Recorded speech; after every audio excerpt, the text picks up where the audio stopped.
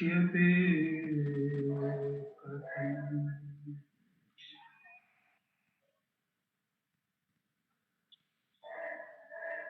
हृदय कुहर मध्ये केवलं ब्रह्ममात्रम् यहमहमिति साक्षात् आत्मरूपेण भाति हृदि विषमनसा स्वं चिन्वता मज्जता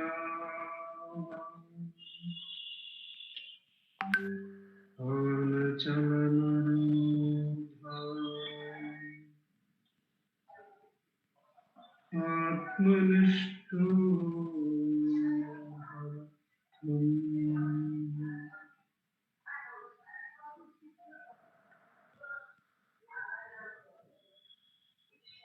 देहं मृण्मयवत् जडात्मकम्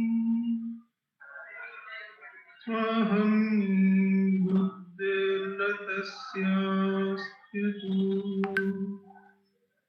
नाहं तत्तत भावशक्तिसमये सिद्धात्मसद्भाव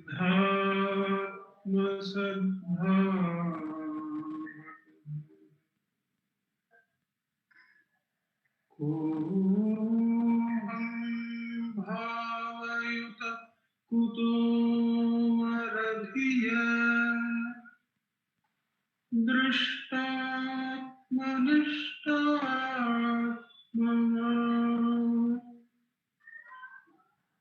सोऽहं स्फूर्तितया अरुणाचल शिवः ॐ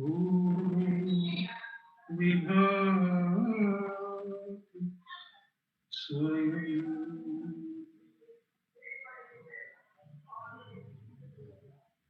सोऽहं स्फूर्तितया अरुणाचल शिवः ॐ विभाति स्वयं नमो Rama. In this, the Thursday Satsangh from Ramanacentre Bengaluru, the South Bangalore Center. As is usual, we will be reading from Guru Vachaka Kovai, the work by Muruganar Swamigal. We will be reading 2 verses. Each verse reading will be followed by a short meditation on its meaning, and that will be followed by a practice session of 10 minutes of Atma Uchara. After these 2 verse reading, meditation, and practice of Atma Uchara are completed, there will be a summing up by our President, Dr. Sharadaka, and that will be followed by Sri Ramanastotram chanting by Vaibhuji and Pratna. We begin today's satsang by reading verse number 386.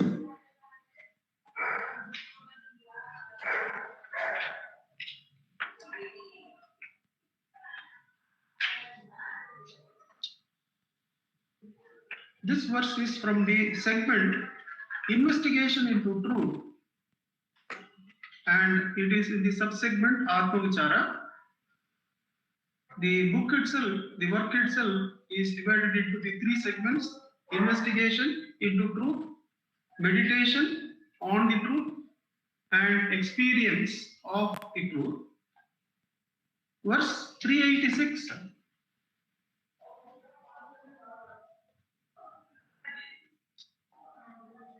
We have read this just the previous time, So we will read verse 387.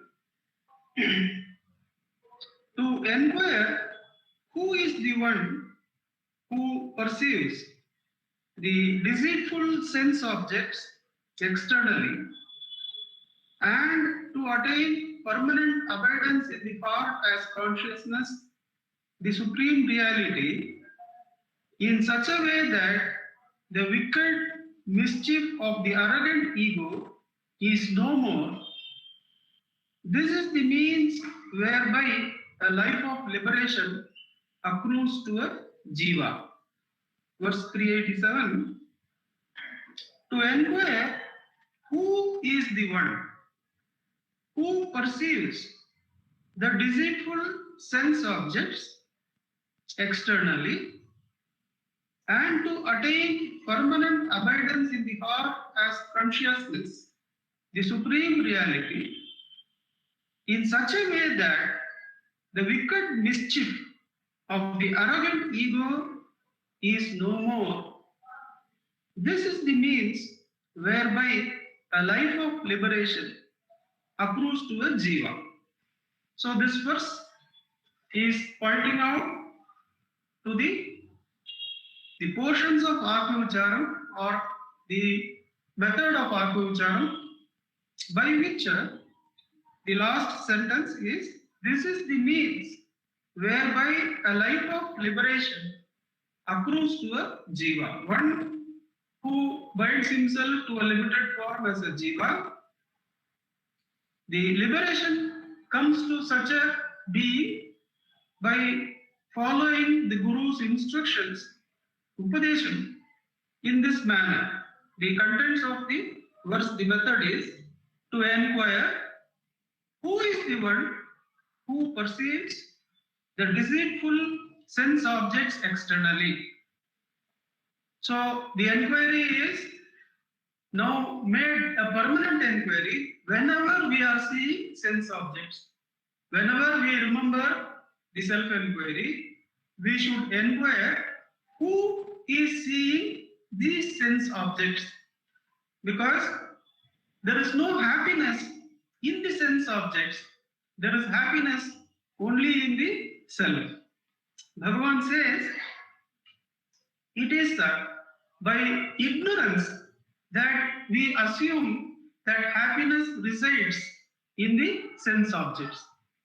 Now, there is an interesting discussion with D.V. Narasimha Swami, who is the biographer of Bhagavan, who has written the book Self-Realization.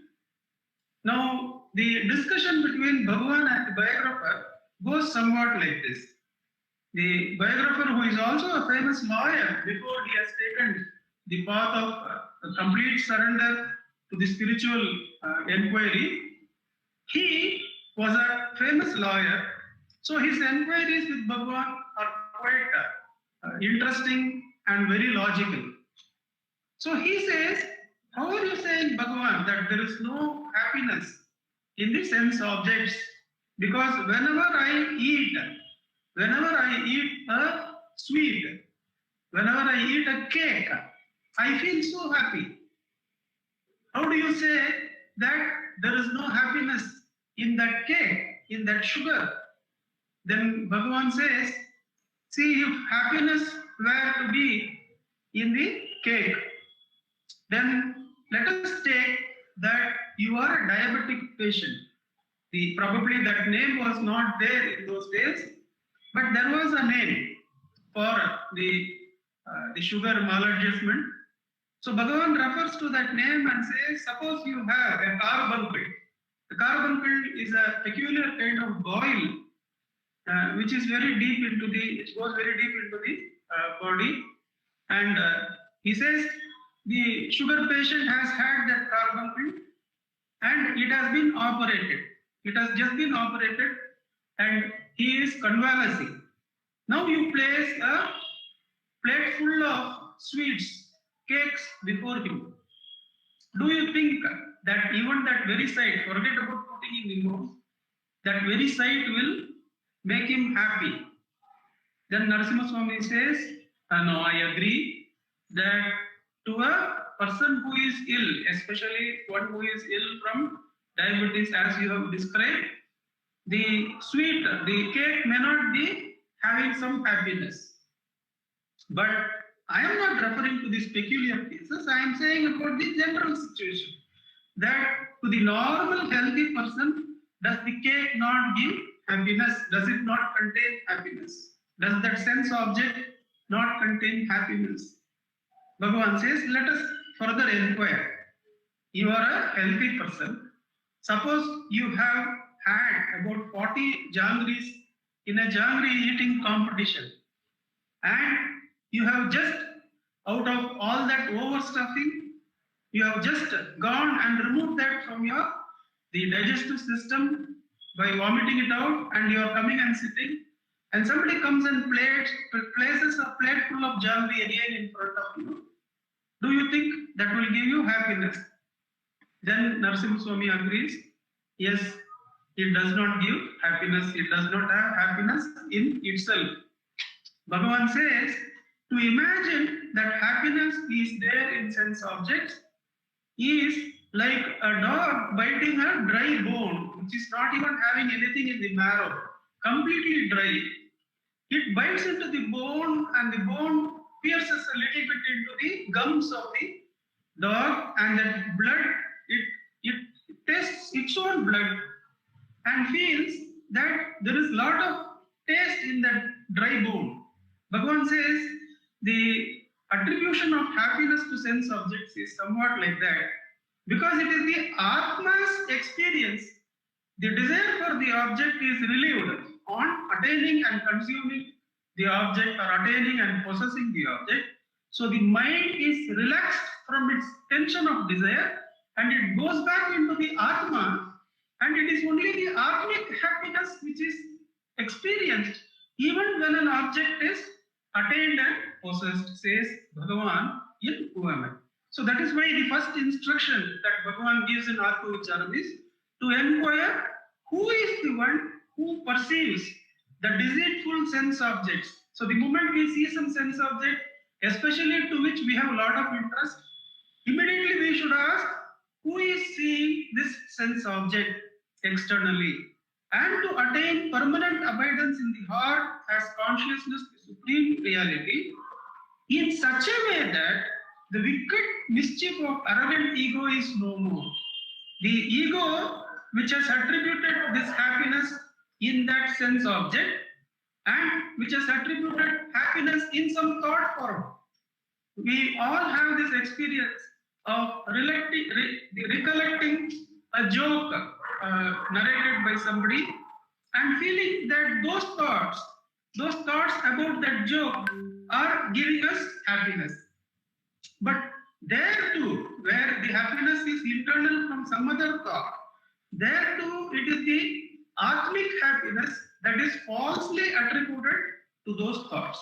So what Bhagavan is saying here, the moment one gets to see sense objects, the moment one sees thoughts, one should not follow those objects of the thoughts, but should diligently inquire for whom do these objects appear, and one should make permanent residence in the heart, which is pure consciousness, the supreme reality, in such a way that the I thought, the root of all these false practices, when that is destroyed, then there is an effortless abidance in the supreme reality, the self. Till such effortless abidance, where Sarvam Sivamayam, Ishavasyam Idam Sarvam, and the supreme reality that the self alone is realized effortlessly, one should turn inward from sense objects and from thoughts, and go inward by inquiring who is the one who is perceiving these sense objects, who is the one who is perceiving these thoughts. Then the attention which was falsely pursuing the sense object of the thought is turned on the deceitful ego, on the deceitful ahankara. And whenever the light of self-inquiry is put on the ahankara, Bhagavan says to Kapali Shastri that whenever you inquire for whom is this appearance of sense object, the ego, which is a mixture of the pure consciousness of the self and the inertness of the body, moves a little bit towards the pure light of the self and frees itself a little bit of its association with the darkness or inertness of the body. So each time one inquires, a little bit of divinity creeps in, a little bit of the ignorance moves away without any change in the external atmosphere or object. One directly moves towards the self. Till our separate identity from the self is removed, till the false ego is completely destroyed, one should hold who is the one who is perceiving these sense objects, who is the one who is perceiving these thoughts. With Bhagavan's immense grace, let us sit in Atmavicharam for 10 minutes. Vaibhavji is there? Yes, sir. I'll set the alarm.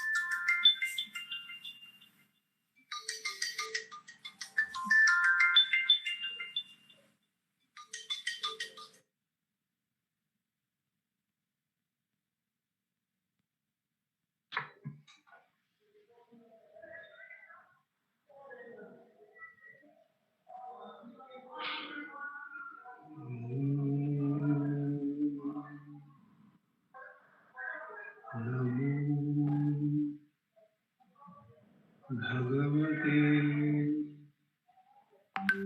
Shri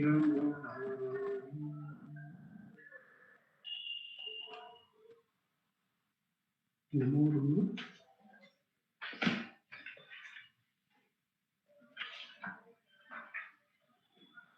We go to the reading of the second verse, 743.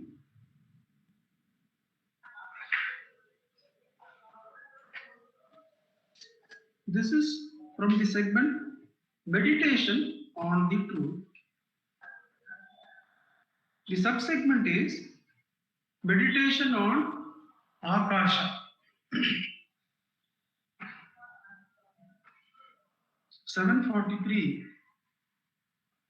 Meditation on the vast, undivided space that has the greatness of not being amenable to analysis will easily enable you to attain, in the way that you desire, all the great powers that you could wish for.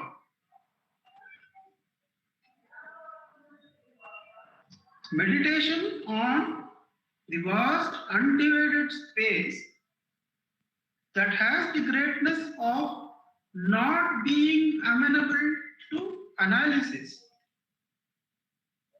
will easily enable you to attain, in the way that you desire, all the great powers that you could wish for.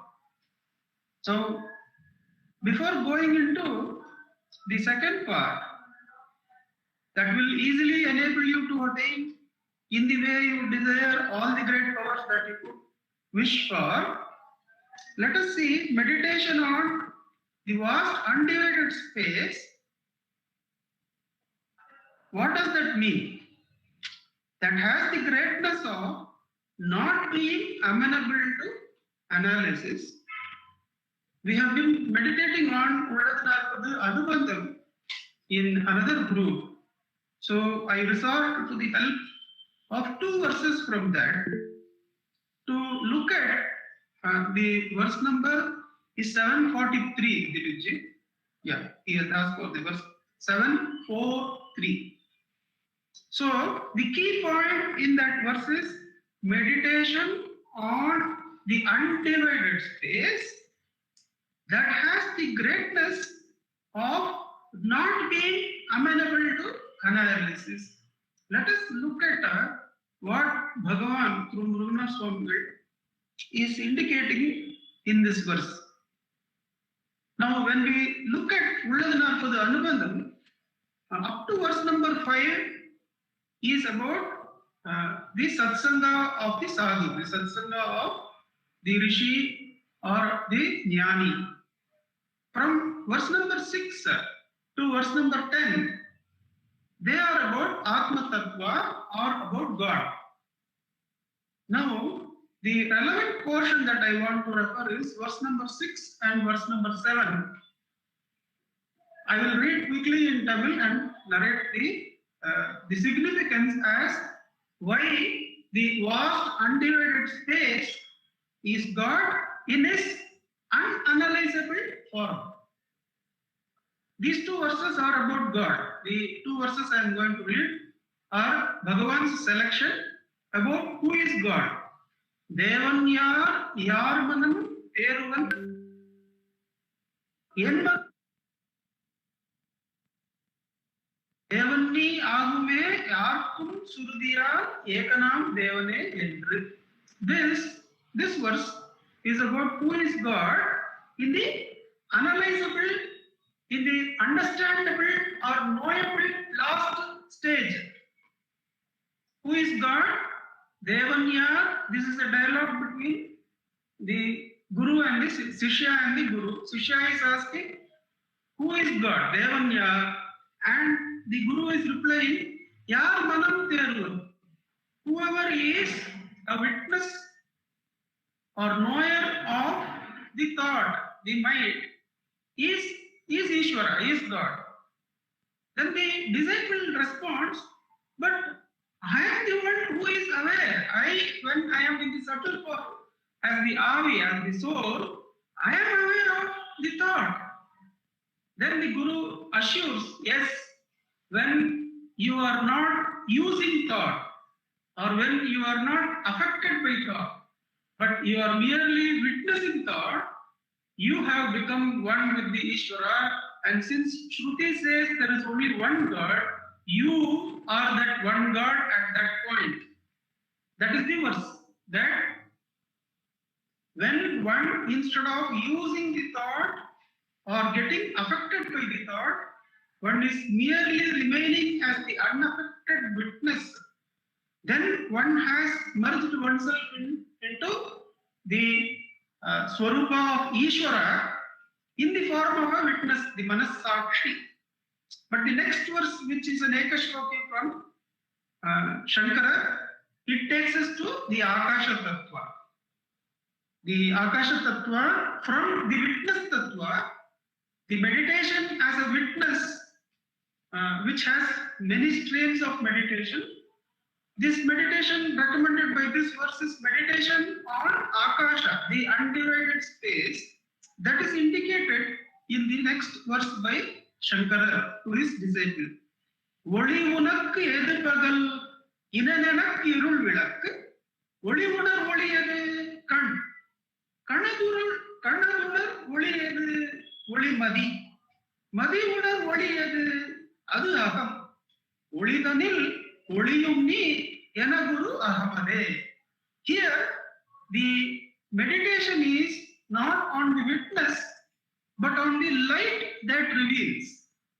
On the light or the space, the Akasha, which is filled with light, that reveals the objects. So the meditation moves from witness of objects to meditation on the vast light that fills up this space. There it becomes beyond analysis. Because there is nothing to witness, you can't say I am witnessing these thoughts.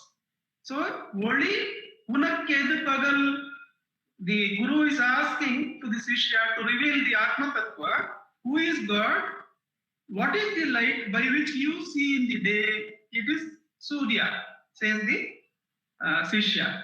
What is the light at night or when the darkness is there? It is Vilak. But these two lights, the light of the sun and the light of the lamp, are not conscious by themselves. What are they seen by Kan? These two lights which reveal the sense objects are revealed by the eyes, Kan. Kanadunar Oli edu, what is the Oli that fills the eyes? Madi. Madi unar Oli edu, what is the light that sees the thoughts? Aham. Therefore, what is the light by which the aham which is spread all over as the Akasha, what is it that sees that? That is me only. I am that light. I am the Akasha Tattva. Now, we saw Ishavasyam Idam Sarvam in the previous verse. Only when the wave is seen as a wave, then you also become the wave. When a wave is seen as the sea, the ego submerges into the sea itself. When every wave, every thought form, every sense object is seen as Ishvara, then alone the ego is also able to merge into the Ishvara. Similarly, when the pure light that reveals everything is seen, then alone one also merges into the Akasha Tattva. So that is the meditation on the Akasha, which goes beyond the witness. The witness, Sakshi Bhava, is not denied. That is very well explained by Kanakadasa in his incident where his Guru asks, why have you not eaten the mango given to you?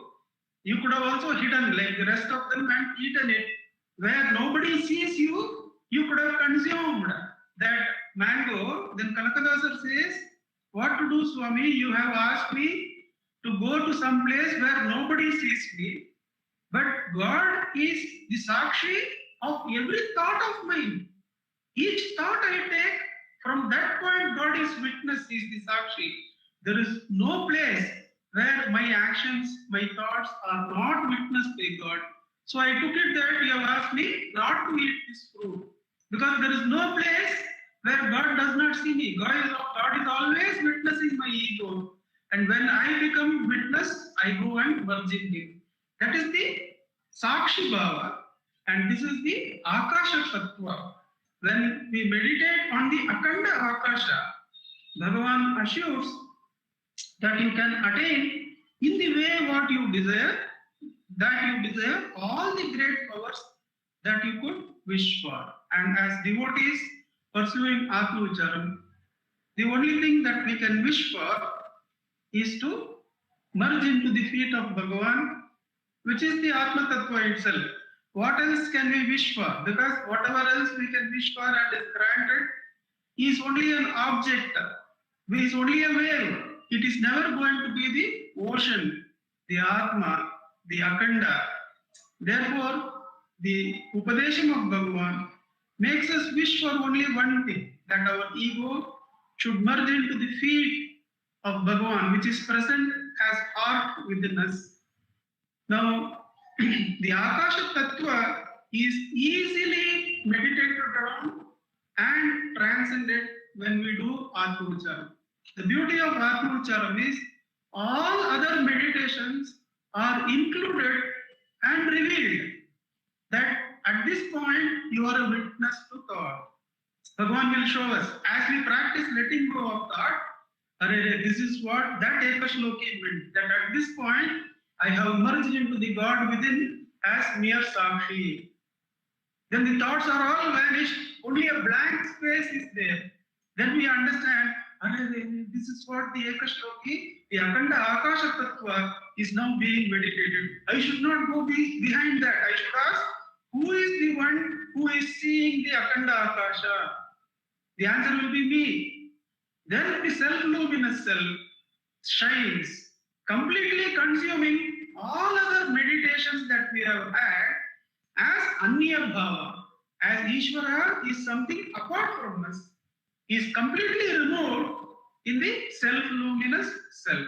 Neither there is the act of witnessing, nor is there the act of observing the Akanda Akasha, where analysis of object is not there. But there is only the self-luminous self. Nam. It consumes all other earlier meditations of God, which are not low at all, which are all each great in their own respect, which help us in surrender. Kanakadasa's words help us in surrender to come to Sakshi Bhava, to come to meditation on the Akasha Tattva. But Bhagavan has given us the Brahmastram itself, the Atma Vicharam. One should not rest even a little bit in the earlier stages. One should relentlessly inquire, who is the witness? Who is seeing this space? Till that self-luminous Arunachala rises and shines as Soham Spurti Kaya Arunachala Shiva Purna Vibhati Swai. As the Purna Atma, he rises and answers our question, consumes us and consumes everything, and shines all alone. All alone, Shiva alone is there, Atma alone is there. Till such abidance in the self is realized to be our very nature, one should make the quest of the supreme Brahmastra. Never leave it. It reveals every other teaching to us, and respectfully cross that into what Bhagavan has asked us to do. That is Atma Vicharam. Let us sit in Atma Vicharam for 10 minutes. Vaibhavji, set the time. You will set the time for us. Yes, sir. I'll set the time. Thank you.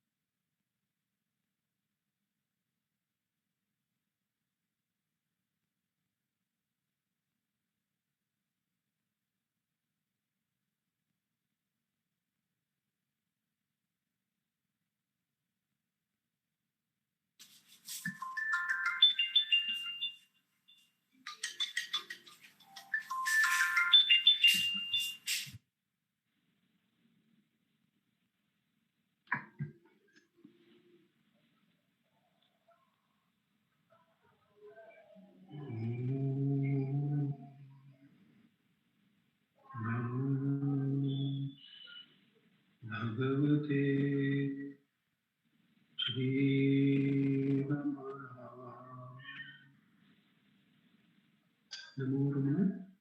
I request our President, Daksha Thakkar, to give us the summary of remarks. Namo Ramana. Prostrations to Ramana, shining as the self in all beings. May the immense grace of that self manifest as Ramana.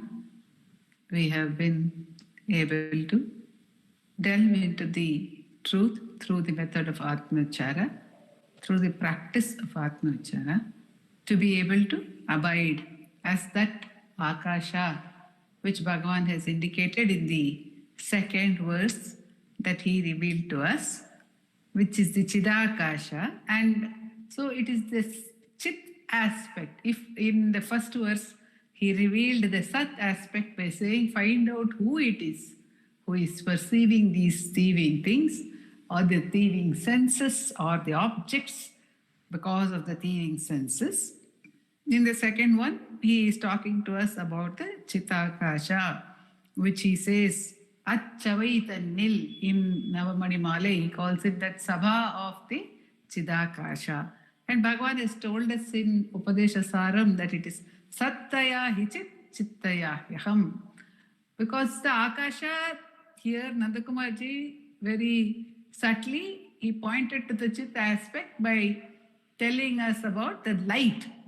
Because that is the aspect of Chit is the light. It is the consciousness.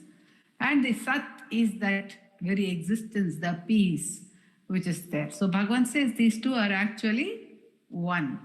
And to experience that power, that in Anna Vidya Geetam also he says Veliye. He says it is the expanse of bliss, he calls it. And so that expanse, that to be that Akasha, it is not a physical Akasha. But Subhraya Sharma, who would very sweetly talk about Bhagavan's teachings and to us, and he would once said, the sky, you just look at the sky, it is limitless, it has no boundaries, it cannot be, all the Bhagavad Gita epithets, it cannot be cut, it cannot be burnt, Akasha, nothing can be done. These are the attributes of the ordinary sky. After saying everything, he said, ordinary sky, one of the Panchabhutas. Imagine the self. So it is not the physical Akasha itself is so magnificent when we see it. And Vishwanatha Swami would often tell me, because I had some sorrow or the other, I would approach him with some sorrow or the other. I do not know, something is lacking, something is not okay in my sadhana or my mind or whatever it was. Then he used to sweetly tell me, why do you keep on thinking about all this?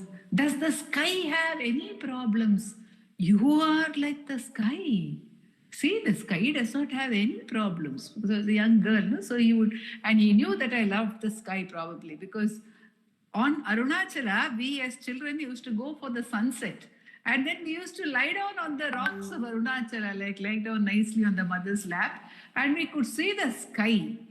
And it was very silent in those days, extremely physically also very silent around ashram.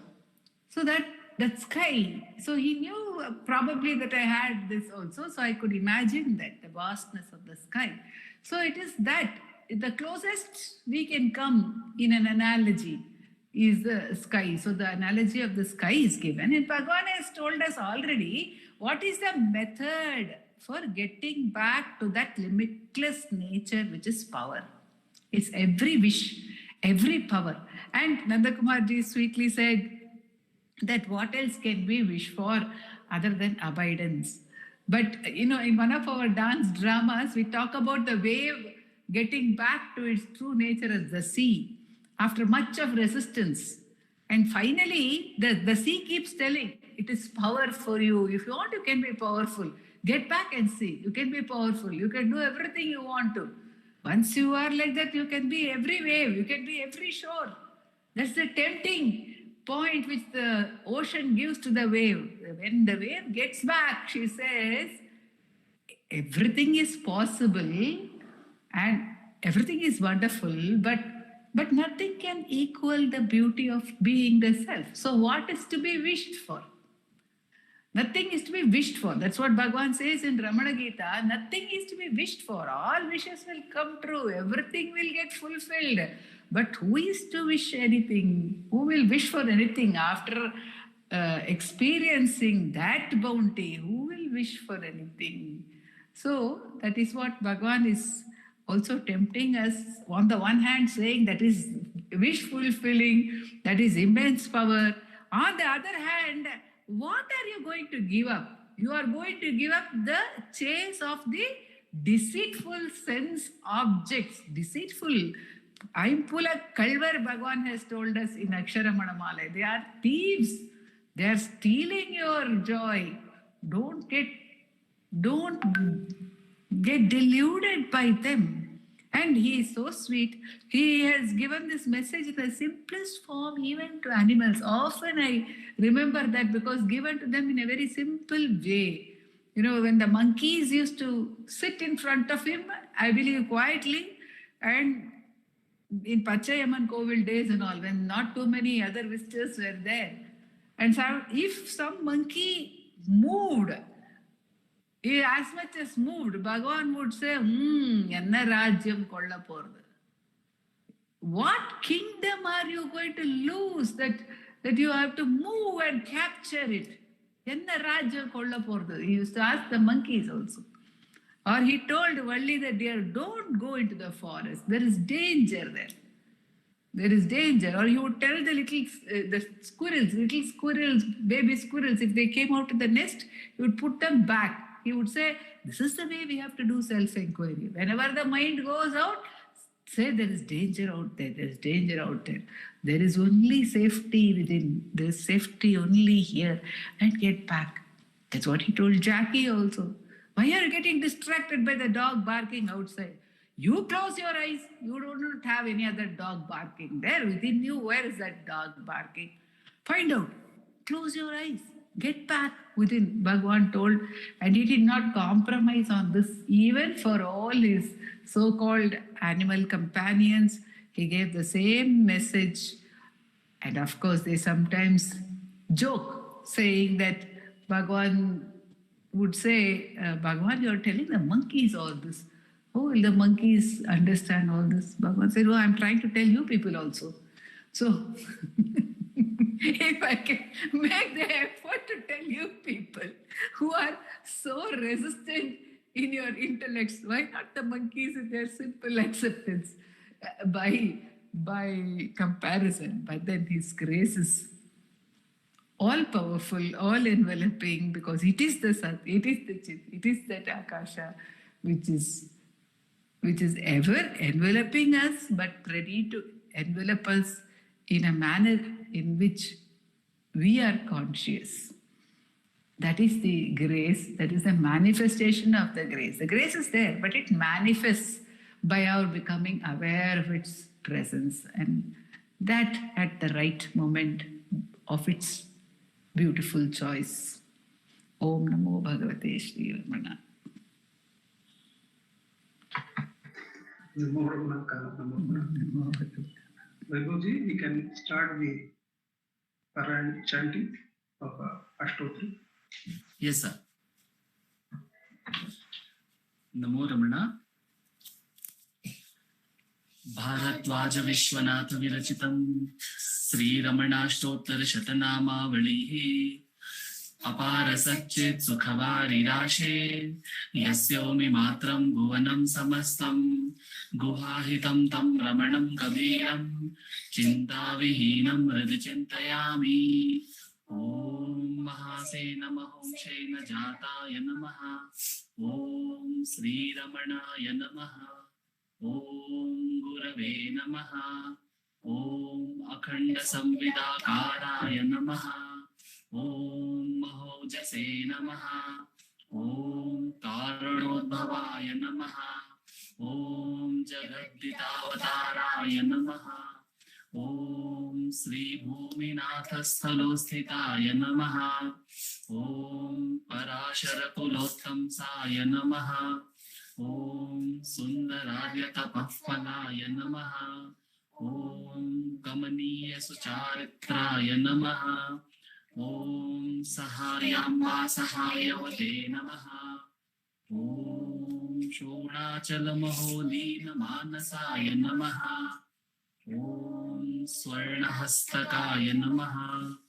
ॐ श्रीमद्द्वादशान्तमहास्थले लब्धविद्योदयाय नमः। ॐ महाशक्तिनिपातेन प्रबुद्धाय नमः। ॐ परमार्थविदे नमः। ॐ तीव्राय नमः। ॐ पितृपदान्वेषिणे नमः। ॐ इन्दुमौलिना पितृमते नमः। ॐ पितुरादेशतः शोणशैलं प्राप्ताय नमः। ॐ तपोमयाय नमः। ॐ उदासीनाय नमः। ॐ महायोगिने नमः। ॐ महोत्साहाय नमः। ॐ कुशाग्रधिये नमः। ॐ शान्तसङ्कल्पसंरम्भाय नमः। ॐ सुसन्दृशे नमः। ॐ सवित्रे नमः। ॐ स्थिराय नमः। ॐ तपक्षपितसर्वाङ्गाय नमः। ॐ पुल्लाम्बुजविलोचनाय नमः। ॐ चन्द्रिकासितहास्य श्रीमण्डिताननमण्डलाय नमः। ॐ जूतवाट्यां समासीनाय नमः। ॐ चूणिताखिलविभ्रमाय नमः। ॐ वेदवेदान्ततत्त्वज्ञाय नमः। ॐ चिन्मुद्रिणे नमः। ॐ त्रिगुणातिगाय नमः। ॐ विरूपाक्षगुहावासाय नमः। ॐ विराजदशलाकृतये नमः। ॐ उदितनयनाय नमः। ॐ पूर्णाय नमः। ॐ रचिताचलताण्डवाय नमः। ॐ गम्भीराय नमः। ॐ परमाचार्याय नमः। ॐ सुप्रसन्नाय नमः। ॐ अभयप्रदाय नमः। ॐ दक्षिणास्य निभाय नमः। ॐ धीराय नमः। ॐ दक्षिणाभिमुखाय नमः। ॐ स्वराजे नमः। ॐ महर्षये नमः। ॐ भगवते नमः। ॐ ईल्याय नमः। ॐ भूमविद्याविशारदाय नमः। ॐ विमलाय नमः। ॐ दीर्घदर्शिने नमः। ॐ आप्ताय नमः। ॐ ऋजुमार्गप्रदर्शकाय नमः। ॐ समदृशे नमः। ॐ सत्यदृशे नमः। ॐ सत्याय नमः। ॐ प्रशान्ताय नमः। ॐ अमितविक्रमाय नमः। ॐ सुकुमाराय नमः। ॐ सदानन्दाय नमः। ॐ मृदुभाषिणे नमः। ॐ दयार्णवाय नमः। ॐ श्रीशोणाचलऋक्रोदस्कन्धाश्रमनिकेतनाय नमः। ॐ सद्दर्शनोपदेष्ट्रे नमः। ॐ सद्भक्तवृन्दपरिवृताय नमः। ॐ गणेशमुनिलिङ्गेन सेविताङ्घ्रिसरोरुहाय नमः। ॐ गीतोपदेशसारादिग्रन्थसञ्चिह्नसंशयाय नमः। ॐ वर्णाश्रममतातीताय नमः। ॐ रसज्ञाय नमः। ॐ सौम्याय नमः। ॐ आत्मवते नमः। ॐ सर्वावनिमतस्थानाम् आराध्याय नमः। ॐ सर्वसद्गुणिने नमः। ॐ आत्मारामाय नमः। ॐ महाभागाय नमः। ॐ मातृमुक्तिविधायकाय नमः। ॐ विनताय नमः। ॐ विनुताय नमः। ॐ विप्राय नमः। ॐ मुनीन्द्राय नमः। ॐ पावकोज्ज्वलाय नमः। ॐ दर्शनादकसंहारिणे नमः। ॐ मौनेन स्वात्मबोधकाय नमः। ॐ हृश्चान्तिकरसान्निध्याय नमः।